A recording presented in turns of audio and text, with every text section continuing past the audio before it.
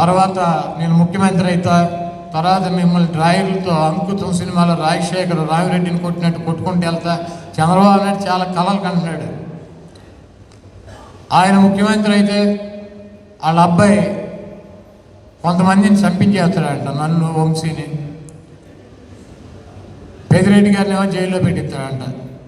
జగన్మోహన్ రెడ్డి గారిని ఏమో భయం అంటే ఏంటో జగన్మోహన్ రెడ్డి గారికి చూపిస్తాడంట.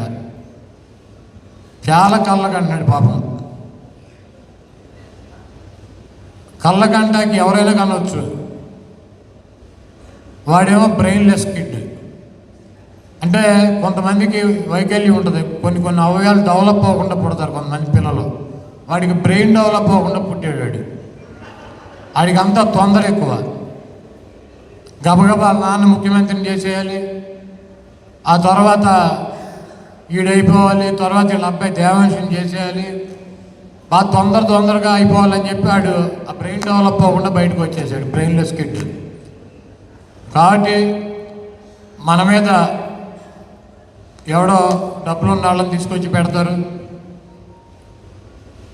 రకరకాలైనటువంటి కార్యక్రమాలు చేస్తాడు. ఎవడేమైనా ఎప్పటికీ చంద్రబాబు లేకపోతే లోకేష్ లేకపోతే ఇంకోడని కాదు, మనకి అధికారం ఇచ్చారు కాబట్టి జగన్మోహన్ రెడ్డి గారు చెప్పినటువంటి కార్యక్రమాలను మనం చేయటం. రెండు, నేను శాసనసభ్యుడిగా మంచినీటి సమస్యలు, రోడ్డు సమస్యలు, ఇళ్ల సమస్యలు, నా దృష్టికి వచ్చినటువంటి సమస్యల్ని ప్రభుత్వం దగ్గర ముఖ్యమంత్రి గారికి చెప్పి ఉన్నటువంటి డబ్బులు ఎక్కువ భాగం తీసుకొచ్చి ఇక్కడ ఖర్చు పెట్టడం, ఇది మన డ్యూటీ. ఈ డ్యూటీ మనం చేస్తాం.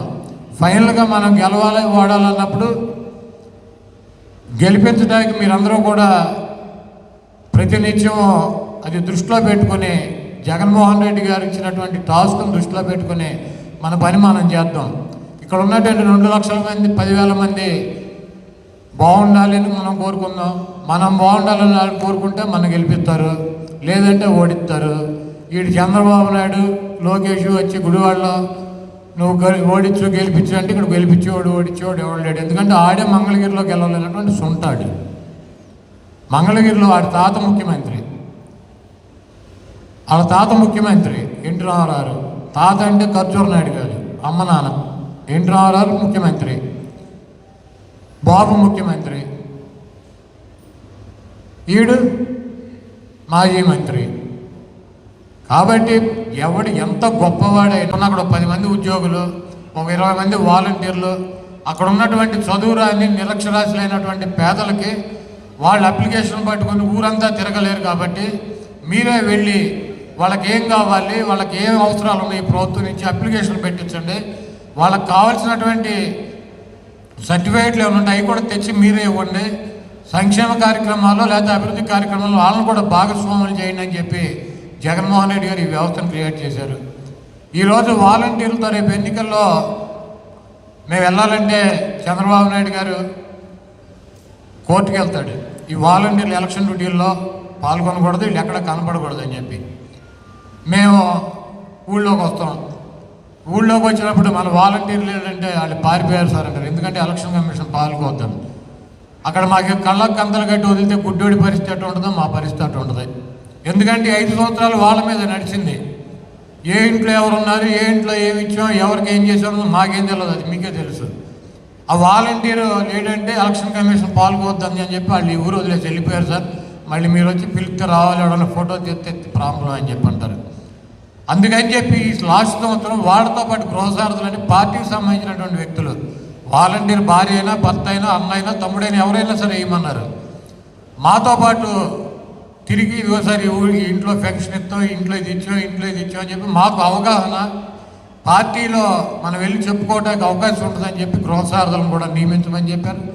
తప్పకుండా మీ అందరి మీద ఉన్నటువంటి నమ్మకంతో మిమ్మల్ని జగన్మోహన్ రెడ్డి గారు నియమించాడు. ఆయన ఏమనుకుంటున్నాడంటే నాకు గృహసారథులు ఉన్నారు, కన్వీనర్లు ఉన్నారు, వాలంటీర్లు ఉన్నారు, నాకు ప్రజలు ఉన్నారు, ఈ నాని తిరిగితే ఉంచుతా లేదా పీకేస్తానండి. నేను శాస్త్రం కాదు. మొన్న కూడా నాకు లాస్ట్ మార్కులు వచ్చినాయి తిరగట్లేదని చెప్పి. కాబట్టి నాలాగా కాకుండా మీరు కొంచెం యాక్టివ్గా ఒక పుస్తకం పెట్టుకోండి. మనకు తెలిసిపోద్ది. మీరు వెళ్ళినప్పుడు, ఇంట్లోకి వెళ్ళినప్పుడు వాలంటీర్లకే దాదాపు ఆల్మోస్ట్ తెలిసిపోయి ఉంటుంది ఎవరెవరికి ఓటేస్తారో ఎవరెవరికి ఓటేయరు అన్నది. కాబట్టి మీకు ఉన్నటువంటి 50 ఏళ్ళలో 25 ఏళ్ళు 30 ఏళ్ళు మనకు వేస్తారు. ఈ ఒక 5 ఏళ్ళు 10 ఏళ్ళు కొంచెం కన్ఫ్యూజ్గా ఉన్నారు అటు ఇటు అని. ఈ 10 మంది మనం ఏం చేసినా బంగారం ఇచ్చినా ఇక లేకపోతే వాళ్ళకి ఏం చేసినా కూడా వాళ్ళు వేయరు. వాళ్ళు చంద్రబాబు పిచ్చిలో ఉన్నారు, పవన్ కళ్యాణ్ పిచ్చిలో ఉన్నారు. మీకు అర్థమైపోతాయి. ఆ బుక్ పెట్టుకుని రాసేయండి.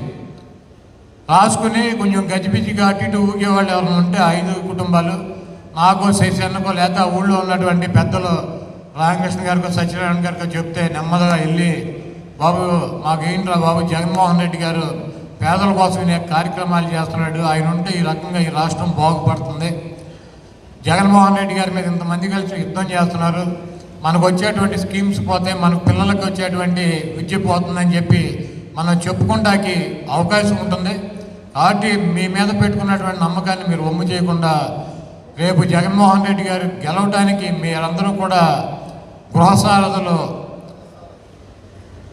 జగన్మోహన్ రెడ్డి గారికి రథసారథులై ఆయన విజయానికి మీరు కృషి చేయాలని చెప్పి కోరుతూ